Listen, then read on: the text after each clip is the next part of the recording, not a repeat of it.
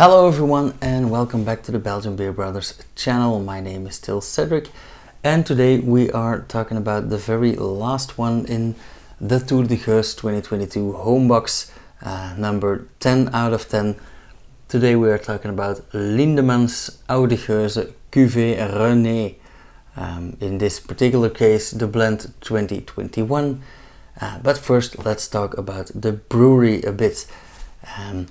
Lindemans is again a legacy brewery and it was founded in 1822. Lindemans is again a legacy brewery which spans over 6 generations already, and it's still in the hands of the Lindemans family. And I would like to say this is a newly founded brewery, not based on an older brewery that was already there, but alas, I did find that there was a brewery already there. The story goes that in 1822, 30-year-old Jos Frans Lindemans marries Françoise van der Smisse. And Françoise van der Smisse was the daughter of a farm owner, Petrus Jacobus van der Smisse, and he was the owner of Hof ter Kwade Wegen, literally translated the farm of bad roads, or more loosely translated maybe the farm of the bad choices. Only I did find in the old documents that it wasn't just a farm, it was already a brewery. So Jos Frans Lindemans came to live on the farm and he loved farm life, but after his hours he helped brewing, and apparently he had quite a knack for brewing, because he made some awesome lambics. Now, about 10 years later, in 1832, the first expansion of the brewery took place and they placed some new boiling kettles. Now I found that they had a new kettle of 400 hectoliters and one of 21 hectoliters installed. I'm guessing that this is a mistake, that this is a typo, because even the largest breweries in the world today work with 400 or 500 hectoliter kettles. So I'm gonna go out on a limb here and say they installed a 40 hectoliter boiling kettle and a 21 hectoliter boiling kettle. They also added a 25 and a 21 hectoliter tank and 2 cooling trays. Back in the days, those were the beautiful copper cooling ships, as we call them. And they brewed about 20 to 30 brews that year. Then in 1840, Jos Frans, you'll never guess what's gonna happen next, Jos Frans becomes mayor of Vlezenbeek, the town where the brewery is in. In 1865, his son, again Jos Frans, but nicknamed the Duke, and his wife Sophie Borremans take over the brewery. This is generation number 2. A few years later, 1869, the Duke installs a new brew house, and that brew house actually still exists today. It's not in use anymore, but it still exists. And back in those days, they only brewed lambic and geuzes, and some records say that they already brewed fado.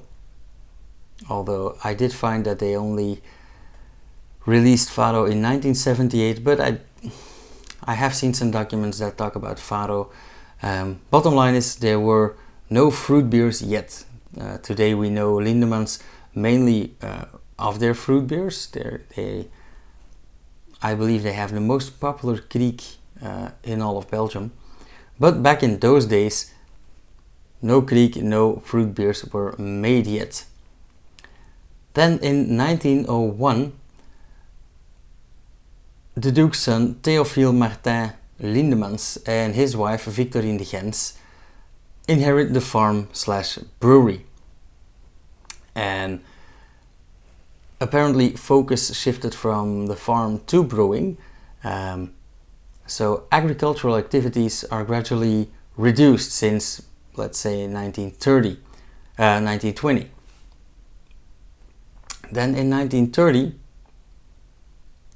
Emile Lindemans and his wife Alice de Vogel step in, and agricultural activities keep degrading. Then in 1956, Emile unfortunately dies at quite a young age, and his sons René and Nestor, remember the name René, inherit the brewery, but they decide to first finish their studies. They hire brewer Tryphon Antons to brew in their place, and they quit all agricultural activities. 30 hectares of land just got stopped because they wanted to focus fully on brewing. And well, they were smart guys. They took over management and they expanded a bit more. Then in 1961, innovation kicks off and the first kriek, Lindemans, is being brewed. And it must have been an awesome kriek, because back then they were made with real Schaarbeekse sour cherries, a Brussels specialty strain, let's say. Unfortunately, a few years later, in 1973, Schaarbeekse krieken or Schaarbeekse cherries become quite rare, and they had to look for a replacement, and they found that in Scandinavian sour cherries. And up until today, they still use Scandinavian sour cherries. I can tell you that they make a rather sweet and sour kriek. My mom loves it. But it's the most popular one in Belgium, so they're doing something right.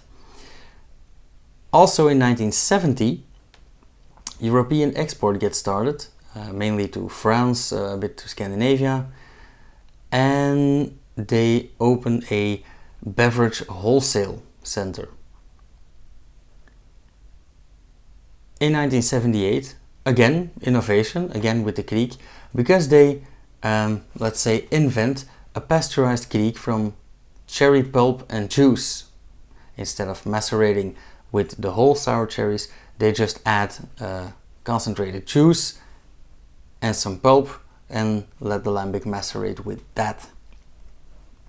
Quite innovative back in those days.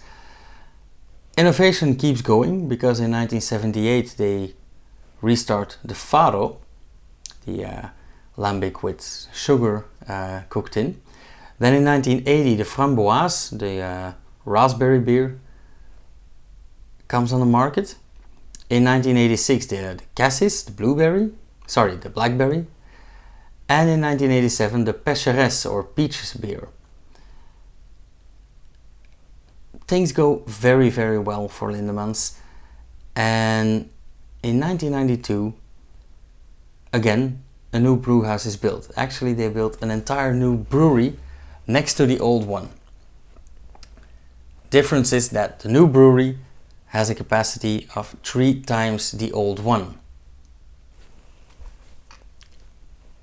That's quite an important indicator to show how good it went with the brewery.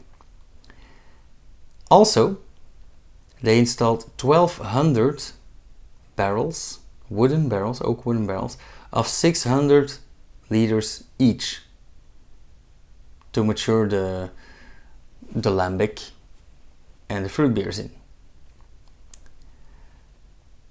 2 years later, in 1994, they noticed that brewing actually takes up all of their time, and instead of hiring a manager to manage the beverage wholesale department, they actually just quit it altogether. Also, 1994, minor detail, Cuvée René is named Cuvée René, and I'll tell you the story about that later in this video. Then again 2 years later, 1996, Belgian premium retailer Delhaize, we still have Louis Delhaize. It's a chain of supermarkets mainly,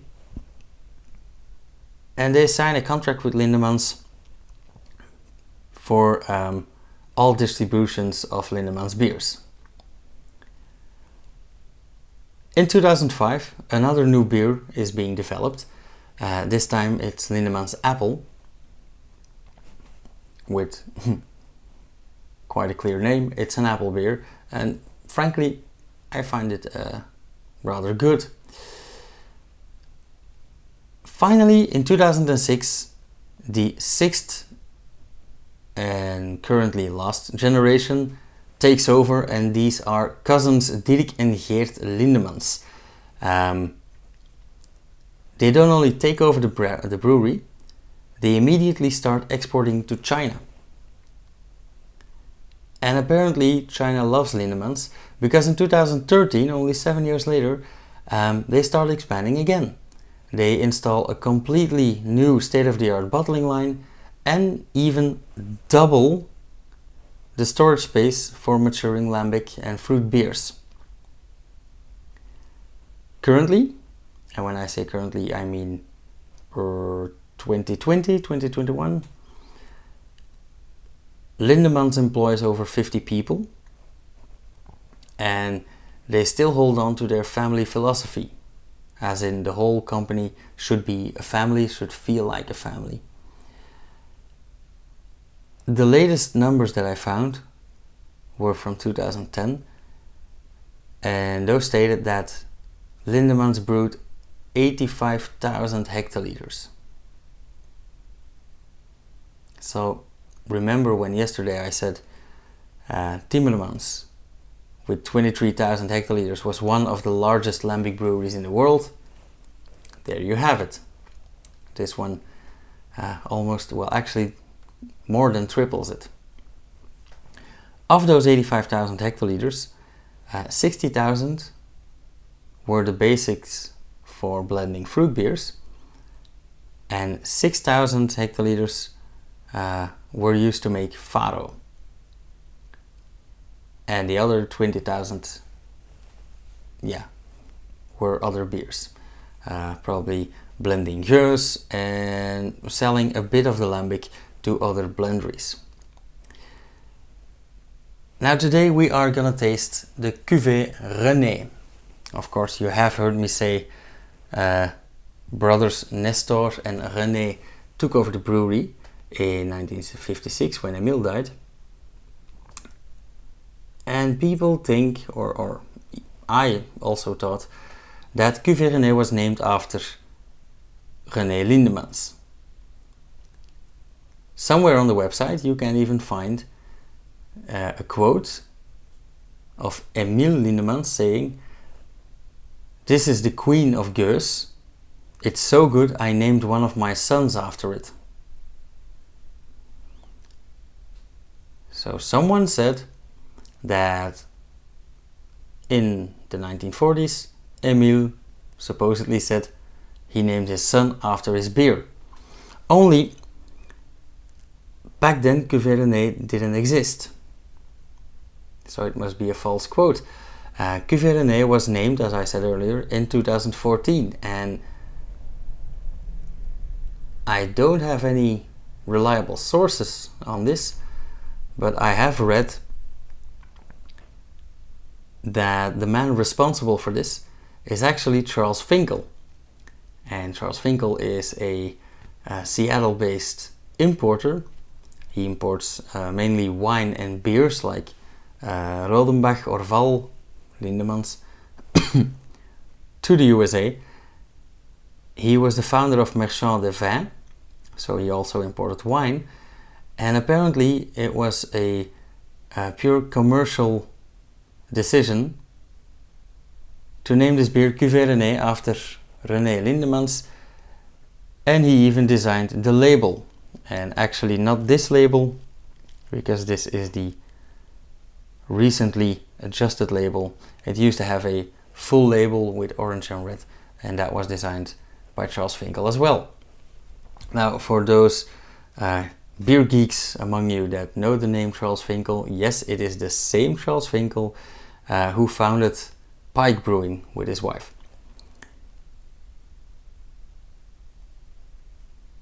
Apart from that, all I can tell you guys about this is that it's a meticulously blended geuz, They also have a normal Oude Gueuze, just like they have a normal kriek in the Oude Gueuze Cuvée René, which is quite a different process.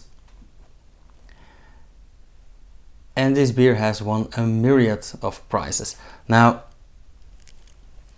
Lindemans has won dozens and dozens and dozens of medals over the years, but this particular beer alone, between 2013 and 2021, won 7 gold and 3 silver awards. So it must be good. I haven't tasted it yet. I was promised a complex, well-balanced beer, but yeah, we'll see.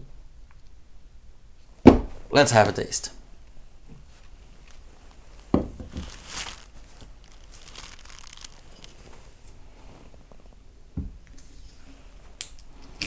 This time a classic cork. No champagne cork and no muselet. Here we have it on the label. World Beer Awards, gold winner. Let me quickly read the label here. Since 1822, Lindemans has been making traditional lambic brewing into an art form. One of their finest products, the Oude Gueuze Cuvée René, is the result of a 3-year fermentation process. The wild yeasts in the air of Pajottenland, water, malted barley, wheat and aged hop flowers all contribute to the intriguing and complex palate of this noble beer. The Oude Gueuze Cuvée René sparkles gold in the glass and is fragrant with aromas of sherry.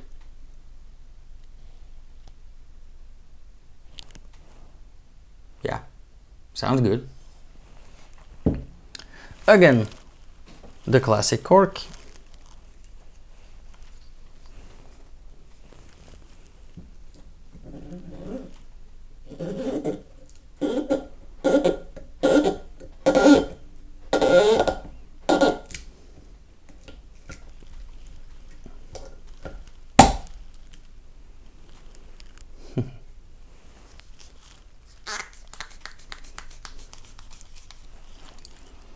I had a nice pop in there.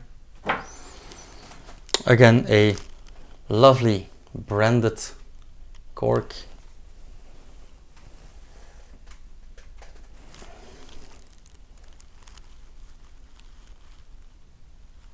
Indeed, some sherry aroma, as in some sweet vinous aroma, but also some dry tart scent.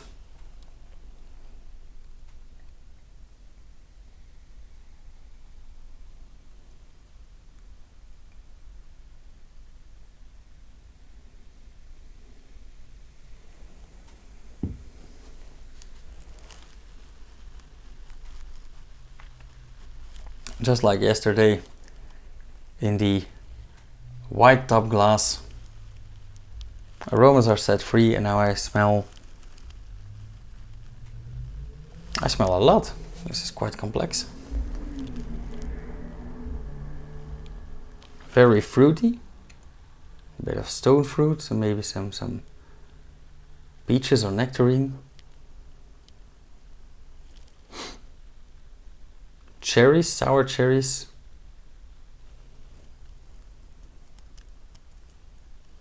More like sweet red apples.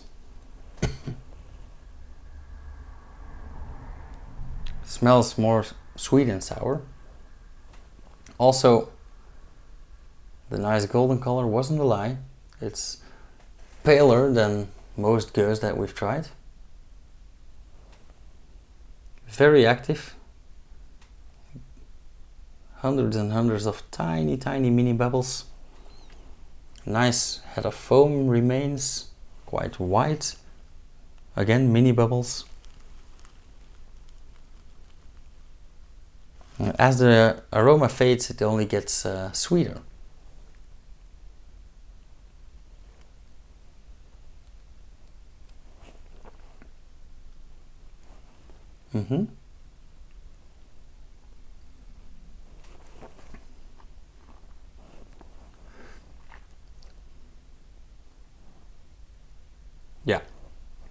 It's crisp and tart, but not to say sharp or sour. And the taste as well is very fruity. It's sweet and sour, fruity.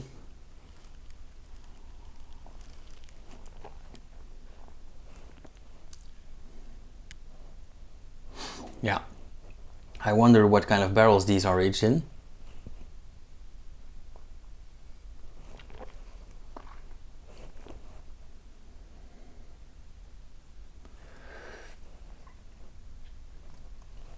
Again, this is a very tender, soft Geuze. It absolutely contrasts the Lindemans Geuze that we had yesterday, because that was very sharp, very edgy. And this one could be a perfect gateway Geuze again.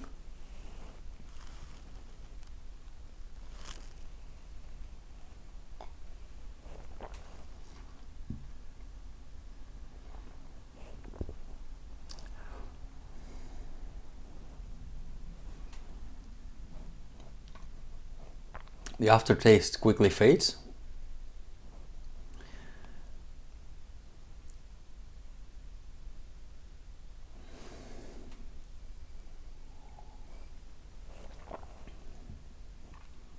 Starts off sweet and sour, but in the end, mostly sweetness and red fruit remain.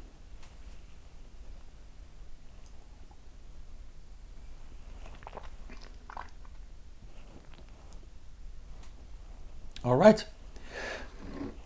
This actually tastes like a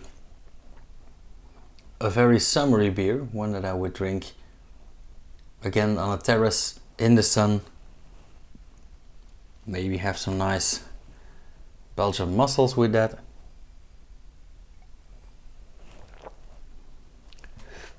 Or at least some kind of shellfish. Okay, guys, I think I can't tell you any more about this beer. Again, as usual, if you like this video, comment, like, if you want to see more, subscribe. I know this is the last one of the Toer de Geuze, but tomorrow I will be unboxing a nice little crate that someone gifted me. So yeah, if you want to see that, subscribe, hit the bell icon so you get notified when I post it. And I'm gonna finish this. See you guys. Cheers.